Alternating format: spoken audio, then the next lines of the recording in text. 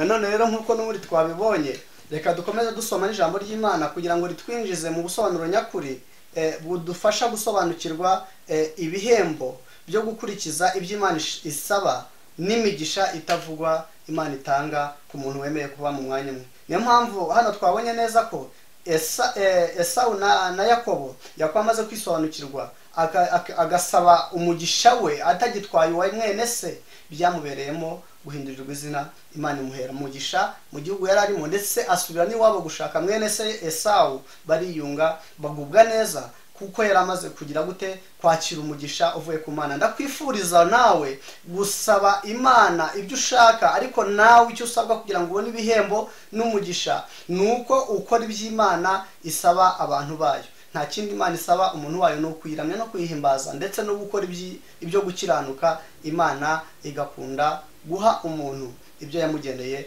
ari bwo bugingo buhoraho ndetse n'umugisha Imana iha umuntu ku manywa na nijoro. Amasezerano yawe hagati yawe n'Imana agasohozwa nuko wemeye kumvira Imana no kuba mu mwanya Imana igushakamo. Suzuma neza umwanya uhagazemo, niba ari wo mwanya Imana igushakamo, kugira ngo turusheho kurya ibyacu Imana yatugeneye kandi tubirye dushima tunezererewe Imana. Mwene data, ngiye ukubwiriza hari icyo nabonye ku Mana. Ngiye ukubwiriza hari ubutumwa bwiza bw'Imana bwahinduye intekerezo zanjye, bigatuma naguka ndetse nkakura mu buryo bw'umwuka, bikantera kureba kure. Rero reka kureba ku butunzi bufatika n'ibiri imbere yawe, ahubwo rambura amaso n'intekerezo, usabe Umwuka Wera guhishurira, gufundurire gatoya ku biri imbere yawe by'umugisha ndetse by'ubutunzi bwinshi butagira akagero, ndetse bipfundikiye ubugingo uzahabwa nk'igihembo nyamukuru. Imana idufashe kandi Imana itugire neza cyane. Reka dusome n'ubundi ubutumwa bwiza buri mu Baroma mu gice cyaho cya 14 n'ubundi ku murongo wa 17 n'uwa 18. Reka dusome mu izina rya Yesu. Abaroma, urwandiko rw'Abaroma, Paulo yandikiye Abaroma. Abaroma igice cyaho cya 14, reka dusome n'umurongo wa 17 ndetse n'uwa 18. Reka dusome mu izina rya Yesu.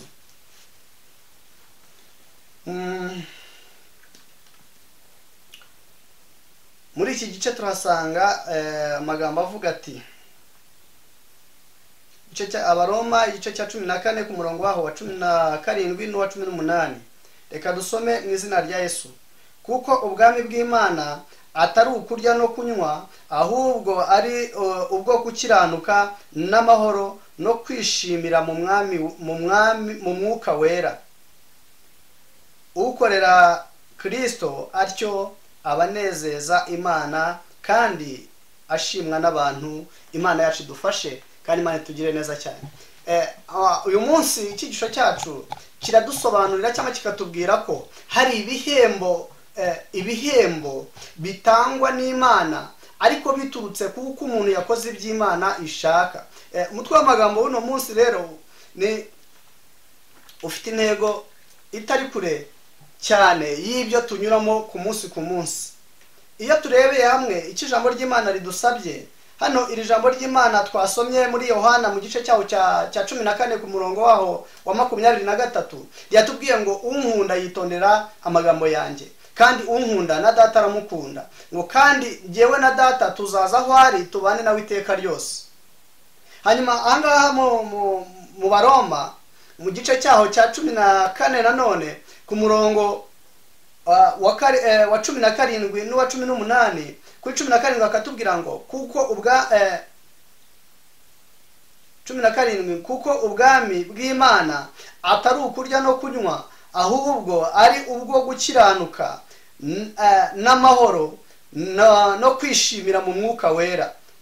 Ngo ukorera Kristo atyo abanezeza Imana kandi ashimwa n'abantu. Imana idufashe kandi Imana itugire neza cyane. Rero icyatumye tugera muri aya magambo yose dusomye uyu munsi, nuko twabonye neza ko mu ntego twihaye uyu munsi ni ukureba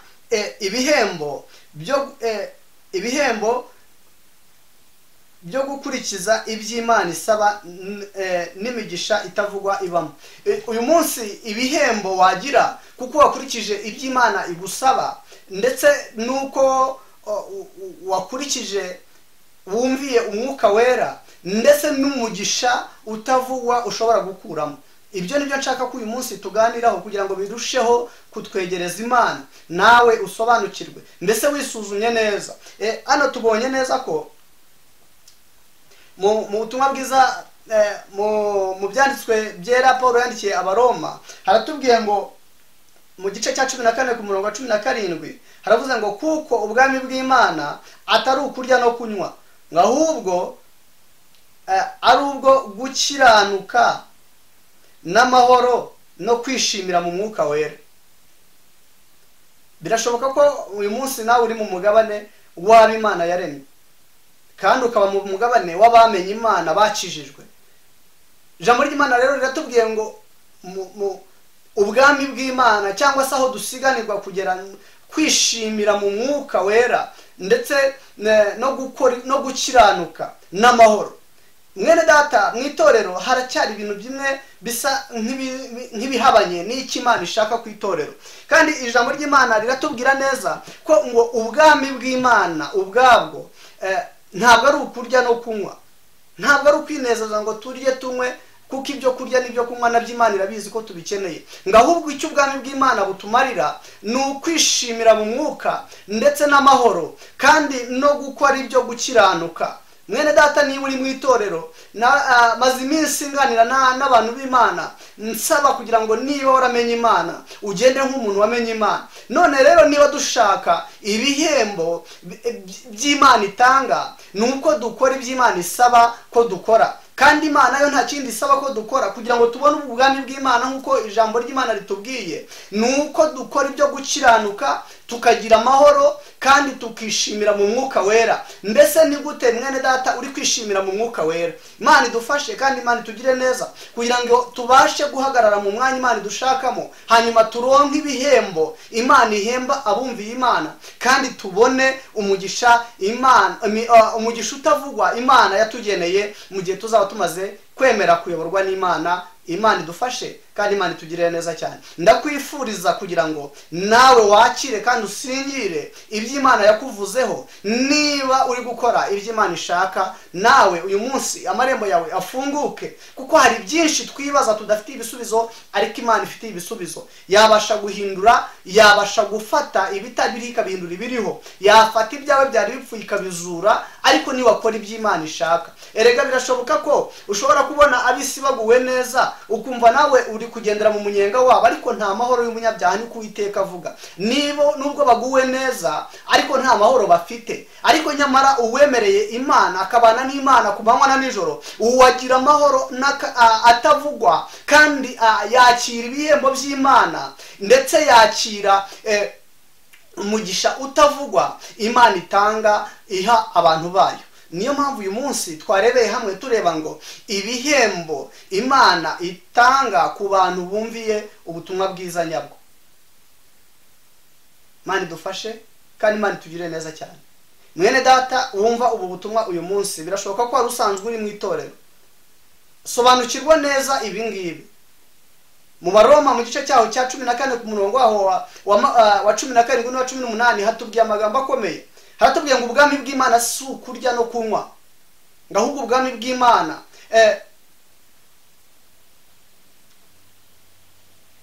14 bavuga ngo kuko ubwami bw'Imana atari ukurya no kunywa, ahubwo ari ubwo gukiranuka n'amahoro no kwishimira mu mwuka wera, ngo kuko ukorera Kristo atyo abanezeza Imana kandi ashimwa n'abantu.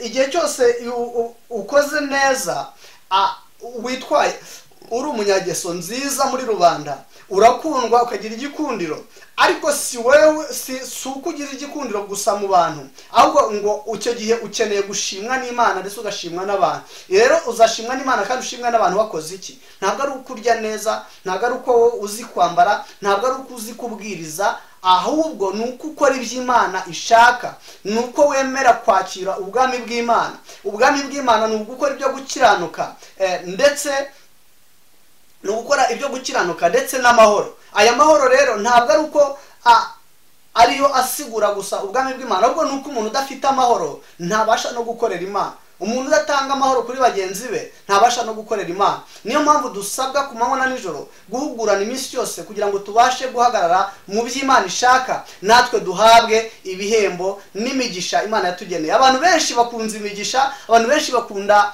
kubwirwa ibitangaza, ariko ntibashaka kubwirwa ko ibyo bitangaza biharanirwa. Ariko uzanarebe n'uwambara amapeti, uwambaye amapeti ayambara kuko yayaharaniye. Akenshi uzacunge neza, ajya mu rugamba akarwana, abandi bakahagwa, ariko yagira amahirwe kuko Imana yabanye nawe ikamurinda agataha amahoro, bikamutera gutangira guhabwa kuzamurwa mu mapeti. Nuko natwe rero iyo twakoreye Imana duhembwa ibihembo by'Imana iduhaye, kuko twatabarutse mu rugamba twarwanaga. Iyo tunesheje Satani duhabwa amakamba kandi tugahabwa ibihembo, ndetse iyo dutsinze uburiganya twambikwa kandi tugahabwa imigisha itavugwa. Niyo mpamvu uyu munsi nkwifuzaho kugira ngo twegere Imana tuzi Imana turi gukorera, kandi twegere Imana tuzi gukorera Imana icyo ari cyo. Ntabwo ari ukurya no kunywa, ahubwo gukorera Imana nyakuri ni ukugira amahoro, gutanga amahoro no kuyagira. Kandi ikindi cya kabiri ni ugukora ibyo gukiranuka. Icya gatatu rero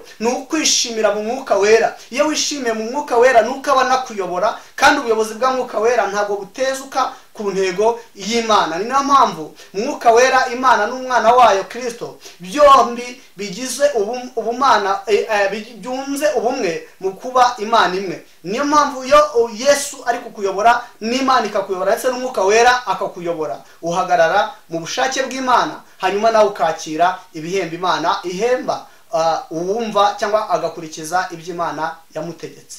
Uyu munsi twebwe turabe Imana yaronse kugira ngo tugire imirimo myiza kandi tuyigenderemo. Ndakwingingira rero kugira ngo wegere Imana mu mwanya urimo, mu kazi kawe ugaragaze ko wamenye Imana, mu mibereho yawe ya buri munsi ugaragaze ko wamenye Imana.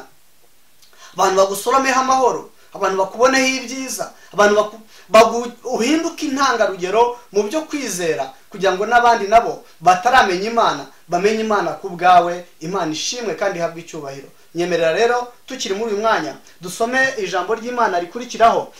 Iki cyigisho twari twateguye kuganiraho, iyi ntego y'iri jambo ry'Imana twavuze ikubiyemo ibihembo byo gukurikiza iby'Imana isaba n'imigisha itavugwa ibamo. Twabonyemo igika cya mbere cya A kivuga ngo umuntu abona impuhwe n'ubushuti by'Imana hamwe na bagenzi be. Ariho twarebye muri Yohana mu gice cya 14:23 tukahabona ayo magambo yavugaga ngo uwitonda agakunda Yesu niwe Imana nawe iramukunda, ngo kandi ikaza ikabana nawe iteka ryose. Ngo ariko udakunda Imana uwo ngo ntiyitondera n'ibyo Imana ivuga. Imana idufashe. Tugeze mu gika cya kabiri aricyo B, hakatubwira ngo umuntu yemererwa kurya umutsima w'imbaraga utanga ubugingo uturuka ku Mana. Uyu mutsima w'imbaraga utanga ubugingo uturuka ku Mana nta handi wawusanga. Uyu mutsima w'imbaraga utanga ubugingo uturuka ku Mana ni ijambo ry'Imana, ni ibi byanditswe byera dusoma, ari nabyo twisangamo. Nababwiye ndetse mu gihe cyashize tuganira ku ijambo ry'Imana, nababwiye ko iyi ari indorerwamo umuntu wese yabasha kwirebamo agakira. Urwaye indwara agakira, ufite ibyaha agakizwa, kandi urushya akaruhuka, ndetse n'undi wese ufite ikimuremereye akagiturwa nk'umutwaro. Iyi ni ijambo ry'Imana, ni umutsima utera imbaraga kandi w'ubugingo. Ubaha ijambo ry'Imana. Niba utanashaka gukizwa ntuzasuzugura ijambo ry'Imana, kuko ijambo ry'Imana ngo ibindi byaha byose byababarirwa, ariko ikitazababarirwa no gutuka Umwuka Wera. Iyo wanze kumva no kumvira ijambo ry'Imana n'ubundi buri gutuka Umwuka Wera, uba uri gusuzugura iby'Umwuka Wera w'Imana yandikishije. Nyemerera rero niba ushaka gusingira ibyiza Imana ikugenera, nawe ukora iby'Imana ishaka kandi iby'Imana isaba abantu bayo, nawe uzabona imigisha itavugwa irondorwa muri iki gitabo, kandi ivugwa ndetse inongorerwa mu majwi Imana ikongorera mu bicuku bya nijoro, ndetse no mu byiringiro ufite. Hari byinshi wakuramo byakwereka ko Imana igukunda kandi kwitayeho. Nyemerera dukomeze tugende dusoma n'ijambo ry'Imana. N'ubundi reka dusome mu rwandiko rwa kabiri, muri Petero wa kabiri, urwandiko rwa kabiri rwa Petero, dusome mu gice cyaho cya mbere n'umurongo wa kabiri n'uwa kane. Reka dusome mu izina rya Yesu.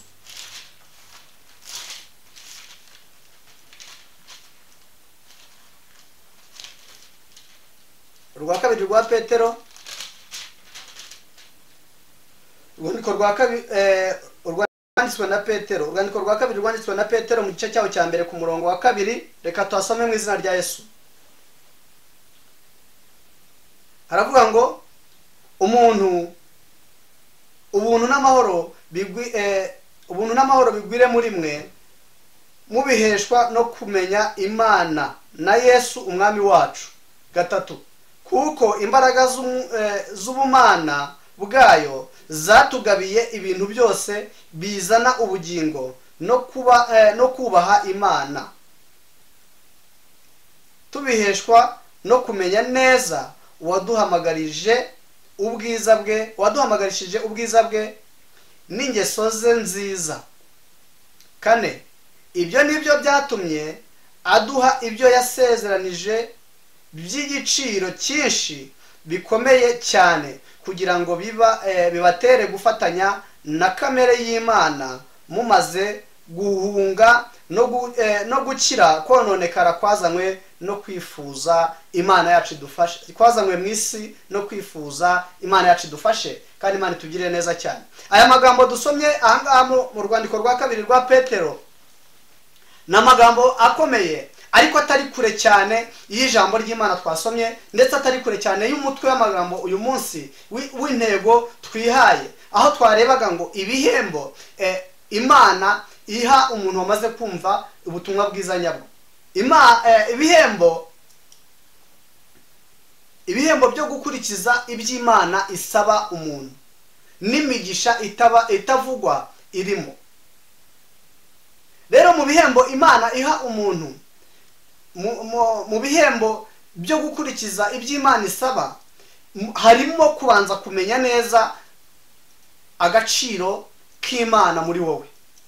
Iyo dusomye hano muri urwandiko rwa kabiri rwa Petero ku murongo wa kabiri n'uwa kane, uwa kabiri, uwa gatatu n'uwa kane, umurongo uratubwiye ngo ubuntu n'amahoro bigwire muri mwe, mubiheshwa no kumenya Imana na Yesu umwami wacu, kuko imbaraga z'ubumana bwayo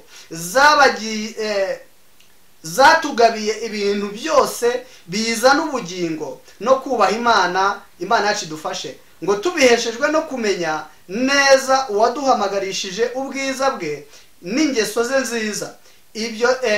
Ibyo nibyo byatumye aduha ibyo yadusezeranije byose by'igiciro cyinshi bikomeye cyane, kugira ngo bibatere gufatanya na kamere y'Imana, mumaze guhunga no gukira kononekara kwazanywe mu isi no kwifuza Imana yacu idufashe, kandi Imana itugire neza cyane. Tugiye gusoza, reka dusoze tuganira kuri aya magambo. Ijambo ry'Imana noneho ritubwiye neza ibyo twe twibaza kandi tutari dufite ibisubizo, ariko nyamara tumaze kubona ko hari ibihembo Imana iha umuntu wakurikije ibyo ishaka, ndetse n'imigisha itavugwa. Tubonye neza ko noneho ahangaha ngo ubu buntu n'amahoro bigwira muri twe iyo tumaze kumenya neza Imana no kumenya, kandi tukabiheshwa no kumenya Imana, ngo nuko umwami Yesu n'Imana, ngo ni kuko imbaraga z'ubumana.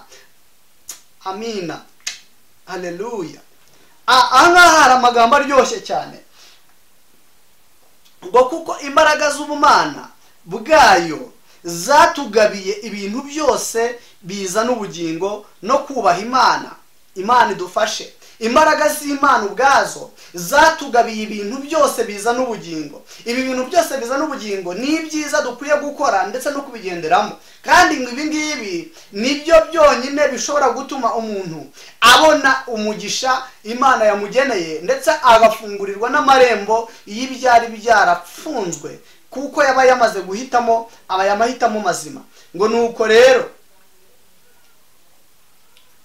ngo kuko imbaraga z'ubumana bwayo zatugabiye ibintu byose bizana ubugingo no kubaha Imana tubiheshejwe no kumenya neza uwaduhamagarishije ubwiza bwe n'ingeso ze nziza. Imana idufashe cyane.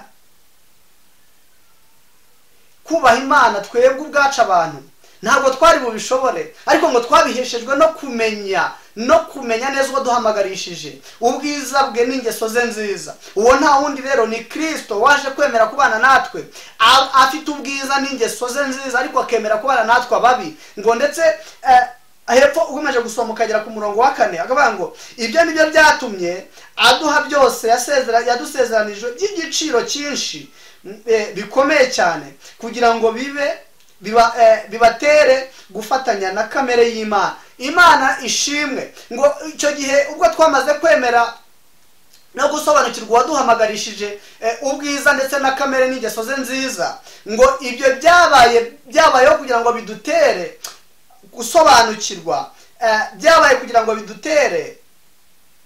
Nibyo byatumye Imana iduha ibyo yadusezeranyije by'igiciro cyinshi, ibyo yadusezeranije byose by'igiciro cyinshi ndetse bikomeye cyane, kugira ngo bidutere gufatanya na kamere y'Imana. Yesu yaduhesheje gufatanya n'Imana, ndetse Imana yari yaraduhaye kamere ariko tutabasha kuyikontorora, kuko Imana yaduhaye amahitamo. Abantu tukagira irari ryo gukunda ibyo twikundiye, tugahitamo gukora ibyangwa n'amaso y'Imana no kugomera Imana. Ngo ariko Yesu uwaje kuducungura azanye ingeso nziza, ndetse azanye icyubahiro cye, azanye na kamere nziza ndetse n'ingeso nziza, akaduhesha kongera kungwa n'Imana akoresheje umusaraba. Uwo nguwo niwe wenyine ngo waduhesheje guhabwa ibyo twasezeranijwe. Amina. Ya masezerano yacu ajya asohora iyo twemeye kubana n'Imana no gusobanukirwa neza icyazanye Kristo na misiyo yazanye Kristo ku isi, kwari ukuduhuza n'Imana kandi twongeye kungwa n'Imana. Iyo twemereye Imana duhabwa ibyasezeranijwe, ngo ndetse n'iby'agaciro kenshi n'iby'igiciro cyinshi, ngo ibyo turabihabwa ngo kugira ngo bidutere kongera gufatanya n'Imana, kongera gufatanya na kamere y'Imana. Imana idufashe. Ahangaha mu byanditswe byera mu rwandiko rwa 2 rwanditswe na Petero ku murongo waho mu gice cya mbere ku murongo wa 2 kugera ku murongo wa 4, igeze kuri uyu murongo wa 4 niho bivuga neza. Hakabanga ngibyo nibyo byatumye aduha ibyo twasezanijwe by'igiciro cyinshi, ngo bikomeye cyane, kugira ngo bibatere cyangwa se bidutere gufatanya na kamere y'Imana. Mumaze cyangwa se tumaze, hano iki gihe twari tumaze kugira gute? Twari tumaze guhunga no gukira. Amina. Twari tumaze guhunga no gukira ibikomere twari twaratewe na Satani. Twari tumaze guhunga no gukira ibyaha byari bitugize babi cyane mu isi. Ngo tumaze guhunga, n'ibyari duhunga ni igihe twamaze kwisobanukirwa, tukamara kumenya icyo Imana idushakaho, tugahitamo gukizwa, tugahitamo kwinjira mu nzu y'Imana, tugahitamo gutangira gusoma ijambo ry'Imana, tugahitamo gutangira kuvuga ijambo ry'Imana, tugahitamo gutera intambwe yo kuva mu byaha twinjira mu nzu y'Imana.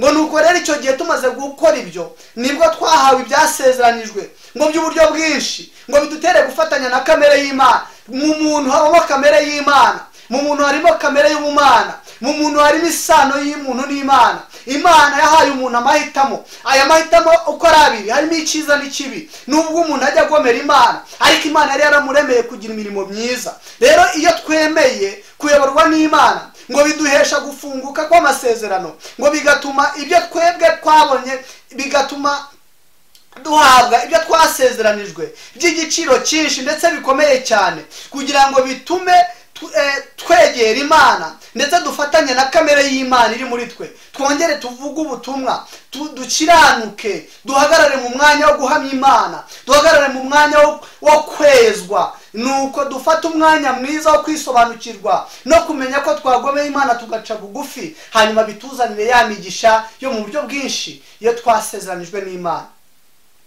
Imana idufashe.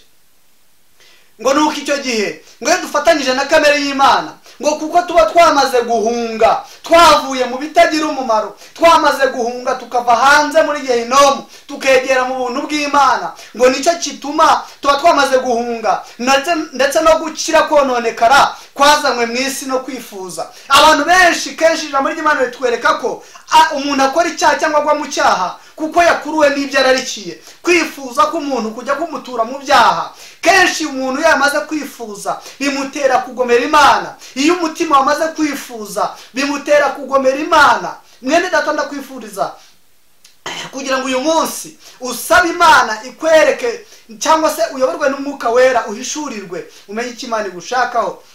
Imana idufashe kandi Imana itugire neza cyane. Ngo nuko iyo tumaze kwemerera Imana, iyo tumaze gusobanukirwa neza icyazanye Kristo, tukamara gusobanukirwa neza uko yaducunguye, bidutera kwegera Imana ndetse bikadutera kubona imigisha yacu, bikadutera kubona amasezerano y'uburyo bwinshi, bikadutera kubona ibyo twasezeranijwe by'igiciro cyinshi kandi bikomeye cyane. Ngo nuko bikadutera kongera gufatanya na kamere y'Imana iri muri twe. Kuko tuba twamaze guhunga, kuko tuba twamaze kuva mu kononekara kw'isi, ndetse kwazanywe no kwifuza. Iyo umuntu yifuje muri we hagasohokamo kwifuza kubi, bimutera kujya kwiba. Iyo hajemo kwifuza kubi bimutera gusambana. Iyo hajemo kwifuza kubi bimutera kwigomeka, akareka umurimo w'Imana, akatangira kwiyobora. Ariko Imana idufashe muri uyu munsi, we wumva ijambo ry'Imana, Imana iguhindure, iguhe umutima mushya, kandi iguhe kumvira Imana, iguhe kuyoborwa nayo, kandi iguhe kwakira no gusingira ibihembo byose Imana yakugeneye biturutse mu kumvira Imana no kuyimenya. Imana idufashe kandi tugire neza cyane. Wirangazwa n'abafite ubutunzi nyamara badakorera Imana, ubwo butunzi bwabo nta mahoro babufitemo. Shaka ubutunzi bwawe nk'uko Yakobo yateye intambwe akava mu byo yari arimo, akibuka neza ko yahemutse,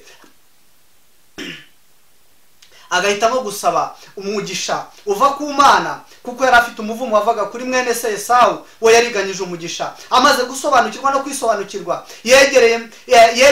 yabonanye na marayika, agwiza imbaraga, akomeza asaba umugisha, hanyuma ahindurirwa izina, bimutera guhinduka Isiraheli. Nawe mwene data, mu muzima wari urimo, wari usanzwe uri umuriganya, wasanzwe udakijijwe, ntabwo wari uzi Imana, ariko uriri gusaba Imana umugisha, uriri gusaba Imana ibihembo, uriri gusaba Imana kugirirwa neza, ariko ntabwo wabyakira udahinduye ingeso zawe. Hindura ingeso zawe, wakire neza ibyo Imana izaguha bivuye mu rukundo n'ubuntu bw'Imana. Ijambo ry'Imana ryatubwiye ngo hano mu rwandiko rwa 2 rwa Petero aratubwiye ngo ubuntu n'amahoro bigwire muri mwe, kandi mubiheshwa no kumenya Imana na Yesu Umwami wacu, kuko imbaraga z'ubumana bwayo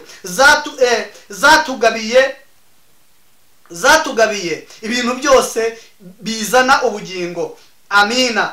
Ibintu byose bizana ubugingo no kubaha Imana, tubiheshwa no kumenya neza uwaduhamagarishije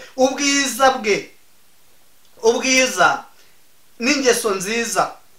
Ngo kandi ibyo nibyo byatumye aduha byose yadusezeranije by'igiciro cyinshi bikomeye cyane, kugira ngo bibatere gufatanya na kamere y'Imana, mumaze guhunga no gukira kononekara kwazanywe mu isi no kwifuza. Imana idufashe kandi Imana itugire neza cyane. Mwene data, niba ufite kandi ushaka umugisha w'Imana, banza nawe utunganye neza ibyo Imana igushakaho, kugira ngo wakire, hanyuma wakire ubuntu bw'Imana, kandi wakire imigisha mu buryo bwinshi, itavugwa, itabarwa, myinshi cyane ituruka ku Mana. Imana idufashe kandi Imana itugire neza cyane. Ariko icyo usabwa ni kimwe, ni ukubanza gukira uku kononekara kwazanywe mu isi no kwifuza. Abantu benshi barononekaye kubwo kwifuza iby'igiciro cyinshi, ndetse kubwo kwifuza ubutunzi bwinshi. Bamwe bagambanira bene se, abandi bica bene se,